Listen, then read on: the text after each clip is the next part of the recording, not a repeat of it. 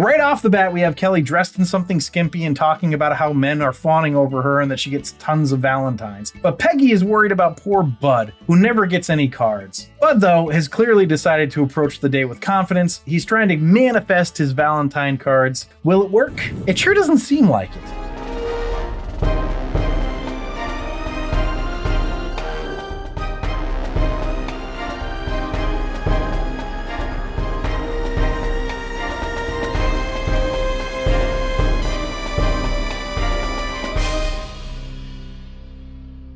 Welcome back to another episode of The Rank. I'm John, and today we're going to be doing another episode of Married with Children. So if you're enjoying these episodes, if you're just a fan of Married with Children and you enjoy consuming content about it, please subscribe and or follow, like the episode and comment, or email your questions, suggestions, and anything else you want to say. Please also consider becoming a patron on our Patreon site at patreon.com/TheRankPodcast. Now today we're ranking the 17th episode of the second season of Married with Children, titled Peggy Loves Al. Yeah. Written by Ralph Farquhar and directed by Jerry Cohen. Now, for the sitcoms that have been out for a long time, there are going to be spoilers. I'm going to go through the episode in some detail. And there's going to be spoilers. So, watch it, I guess. Now, the goal of this show is to figure out what the best sitcom of all time is by ranking each episode of a series and then averaging the ranking of that series. And that gives us the rank. We start off with the Potent Notables. And as usual, I'm going to start the Potent Notables with the ratings for when this was on. Now, this episode aired Sunday, February 14th, 1988, or Valentine's Day. Married took a tiny dip in the ratings, going from a 5 to a 4.7, but it still beat its weird as hell lead-in, Werewolf, and beat it by a lot, actually. And I'm still so confused by Werewolf, because it's like a horror show in between an action show, which is 21 Jump Street, and Married with Children, and then Tracy Ullman. It's just like, it's a bizarre lineup, Fox. It's amazing that you made it. Anyway, it was definitely proving to Fox at this point that it was the best 30-minute show that they had, destroying the Tracy Ullman Show and Duet again as well. Of course, 21 Jump Street was still the best show in Fox's lineup, beating Married with Children in the 7 p.m. slot. Now, as for competition, ABC had the Winter Olympics, which were in Calgary that year, and had the best ratings of the night, but just barely. It only beat Murder, She Wrote by 0.2 in the ratings, which is kind of crazy because, that's an event, and Murder, She Wrote is just a show, but people loved Angela Lansbury. Also, My Two Dads was the other show on TV in the 8:30 time slot, and it also beat Married with Children handily. So let's go on to the next Potent Notable, which is the last, and I just thought this was really interesting. So this episode originally aired as a live call-in episode, where the TV viewers phoned in during the show for their opinion about whether Al should say, "I love you," to Peggy. Now, by the end, 67% of the viewers said Al should say it. And the segment has been cut from all syndicated and DVD versions, so I didn't see it. But in the original airing, after Peg calls out to Al in the bathroom, the screen freezes, then she turns to the camera and says, quote, "Thank you so much for understanding. You must know what it's like to smell his socks, to walk barefoot on his toenail clippings, and to kill what's living in his toothbrush. I deserve to hear I love you, and damn it, I'm going to. And for those of you who voted no and think I should have a miserable life, don't worry, I do." End quote. That was what was aired live. That's kind of fun. I wish we could have seen that. Anyway, those are the Potent Notables, so let's go to the episode overview. So here we go. We've got a Valentine's episode today. And who else would you want to watch on Valentine's Day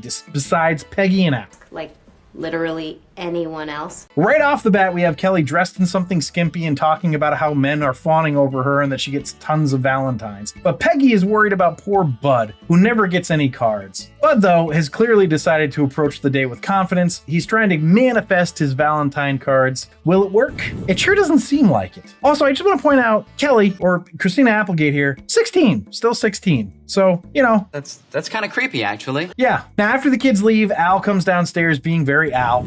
Peggy asks him if he wants anything special for Valentine's Day, and he says, yes, but she's wrestling in the mud and I'm living in it. Very typical Bundy dynamic happening already. So he seems chipper as usual, but the dynamic between Al and Peggy is going to be the crux of this episode.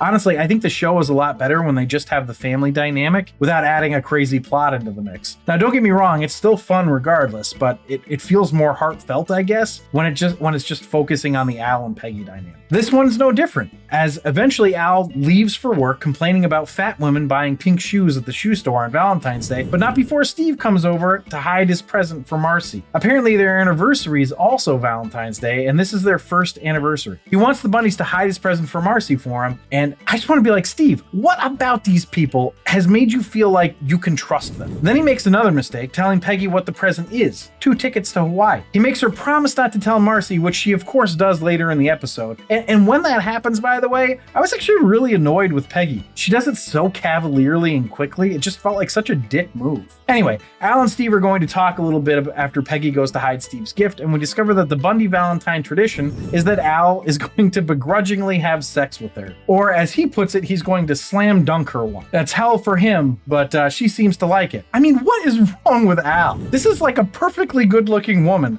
I don't get it. Just, if you find her annoying, but like, I mean, you telling me it's really that big of a deal to have sex with her? Anyway, so after Al and Steve have gone, Marcy comes over seeking advice on what to get Steve, and also extolling the virtues of making Al actually say he loves Peggy. Because as we find out, Al doesn't like to say he loves people, and Peggy hasn't really cared because she knows he does. Well, she didn't really care until Marcy pointed it out to her. The way she points it out to her also kind of pissed me off, because she says that they live in a hovel. She's like, you know, he should have to say it because you live in this hovel. He's put you here in this hovel. And I'm like, what? That's like a really nice house. I feel like you don't know what a hovel is. And then she says that he made her bear those awful children. And like, you know, I get that this is Married with Children, but she wouldn't have been in my house for much longer, I can tell you that. That's a pretty shitty thing to say about somebody else's kids. And this was after Peggy had given Marcy advice to come out of a cake naked for Steve, which Marcy took, by the way. I can't imagine being okay with somebody calling my kids awful in my house. If not inside, then maybe outside. I guess if you ever meet me, don't do that. When Al comes back home from work, Peggy tries to get him to say he loves her subtly when she says it to him. And then he says, yeah. Hence the name of this episode. But she eventually lets it out that she doesn't want sex this year. She just wants him to say he loves her and mean it, which is apparently a really hard thing for Al to give her. Again, Al, what the hell, man? You know, like you don't want to have sex with her. It seems like this is even easier. I don't understand this man. Peggy leaves and he's on Al stays on the couch, and then the kids come down. Kelly's all dressed up for a date and Bud is seemingly in a robe. Earlier, it turned out that Bud had actually received a Valentine, which he was pretty sure was fake because it was signed by a Miss April, May, June. Now I could see why he'd be apprehensive. That sounds like a fake name to me too. Before Kelly can leave though, Al asks both Bud and Kelly if they know that he loves them. I mean, he doesn't use the word because apparently, you know, that makes him sick. They say they do, and Bud uses this against him later, a little bit later, to get him to leave the living room to himself for his date. We find out when Kelly leaves that he's got a suit and tie on under the robe, even though he's still convinced Kelly was pranking him with the card. So he puts some itch powder into her bra. But then April, May, June actually shows up, and he hides the bra in his shirt, which made me audibly go, oh, Bud. But it turns out April, May, June doesn't care about the bra. When it's finally revealed, she's just like, yeah, isn't it awful when it rides up? So that was all for naught, I guess. Not only does April like him, but all the girls do, apparently. So, okay, sure. All right, let's head back upstairs to Al and Peggy. And Al finally says he loves Peggy, but not before telling her that he hates her for making him do this. Now, the best part is that right after he says it, Peggy says, oh, Al, you didn't have to say that. There's just something about Al's life that even when he seems like he's finally won, he still loses, that I enjoy watching. I don't know what that says about me, but I do enjoy watching the Bundys. So let's find out how this one ranked. Oh, rank. So the rank is where I rank the episode based on 5 categories: story, acting, dialogue, episode coherence, and character relatability. I rank it on a scale of 1 to 5, 1 being the worst, 5 being the best. And then there is a laugh counter where I tally up the amount of times that the episode made me laugh out loud, 1 point per laugh out loud, and that gets added to the score. So the first category is story. I gave story a 3. The story is basically, what are you doing on Valentine's Day? Or I guess more poignantly, it asks the question, is saying I love you more important than showing it? Now, Al doesn't show it very often either, so I kind of feel like he should be saying it more often. Anyway, it's not a great story, but it's not a bad one either, so 3, it's fine. So let's go to acting, which I gave a 3.75. We get a lot of David Faustino in this one. He's getting better, but he's still not great. Obviously, Ed and Katie are great as usual. Christina Applegate wasn't as good in this one as she has been in previous episodes. It was all in all above average, though, I would say. So 3.75. Dialogue is the next category, which I gave a 4. Look, the jokes work. They made me laugh, so my gripe doesn't weigh too heavily on the score, but it does feel like it's a little lazy at times. Like, just make Al or Peggy say something sarcastic to each other for this part. It works, so fine, I guess. I think I would go higher if we had a little bit more clever setups to everything, but, you know, still, it works. So let's go to episode coherence, which I gave a 4. Al not being willing to say I love you to his wife felt both in character and out of character. Like, it seems like that would be the least he'd be willing to do. I can't remember now if he said it in other episodes, but I feel like he has. Anyway, that felt a little incoherent for his character. The girl that likes Bud not caring about the bra was funny, but also what? I don't know. It didn't feel perfect to me, but it was still great coherence as far as story and characters in the series are concerned.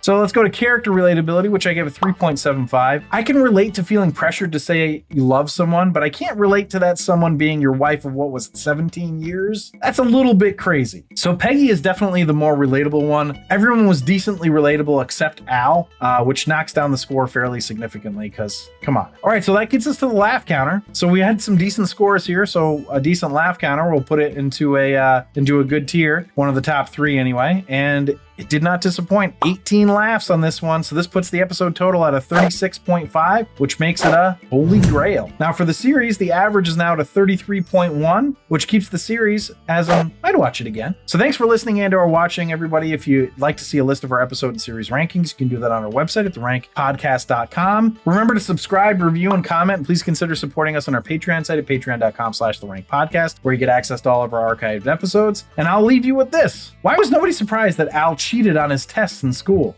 Well, Because everyone knew he peaked in high school. He peaked at the tests. you're not even trying anymore, are you? Peaked. That's a good one. A good one.